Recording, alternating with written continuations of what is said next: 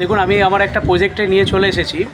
আমরা কখনো হাওড়া, কখনো হুগলি, কখনো শ্রীরামপুর, কখনো উত্তর কলকাতা, কখনো নর্থ কলকাতা। স্পেস হোমের পক্ষ থেকে আমরা প্রায়ই কাজ করি। তো চলুন, আমি ভেতর দিকে নিয়ে যাচ্ছি এক একটি জায়গায়।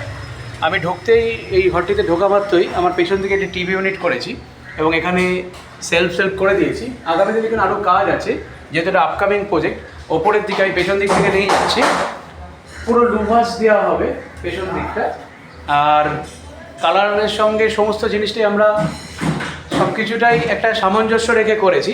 চলুন, আমি ভেতরের দিকে নিয়ে যাচ্ছি আপনাকে। কিচেন আছে, মডুলার কিচেন আছে, টিভি ইউনিট আছে, এবং এই দরজাগুলোও দেখুন আমরা সানমাইকার পেস্টিং করব এবং এখানে টি-পট্টি দিয়ে একটা সুন্দর করে আমরা অ্যাট্রাকটিভ লুকসের একটা ডিজাইন করব। দেখুন, এক একটি ঘরে আমরা এক এক রকম ফল সিলিং করেছি, কালার করেছি। এদিকে কিচেনটা দেখিয়ে নিচ্ছি, কাজ চলছে কিচেনের আমাদের। তো আপনিও যদি আপনার ফ্ল্যাটটা এভাবেই সাজাতে চান অবশ্যই বলবেন।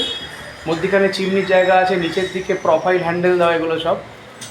ওপরের দিকে আপার ক্যাবিনেট দিয়েছি, নিচের দিকে লোয়ার ক্যাবিনেট, এবং লোয়ার ক্যাবিনেটের সঙ্গে মাইক্রোওয়েভ রাখার জায়গা রেখেছি এখানটায়। এখানে মিক্সি রাখার জায়গা রেখেছি। টোটালটাই স্পেস হোমের তত্ত্বাবধান হয়েছে A to Z, end to end। এখন যেহেতু প্রজেক্ট চলছে অতটা বোঝা যাচ্ছে না। এবং এদিকটায় দেখুন আমরা একটা ঠাকুর ইউনিট রেখেছি, আর এদিকটায় এল টাইপের একটা সোফা রাখবো। টোটালটাই আমাদের 3D ডিজাইন করে নিয়েছি আমরা, করে এইভাবে কাজ এগোচ্ছি। এখানে এখন আপকামিং প্রজেক্ট যেহেতু, পেছন দিকটা লং বেড রেখেছি। হ্যাঁ, লং বেড। ও আচ্ছা, লাইট লাগিয়ে দিয়েছেন? এখানে লাইটেরও কাজ করা আছে, লাইটও লাগিয়ে দিয়েছি।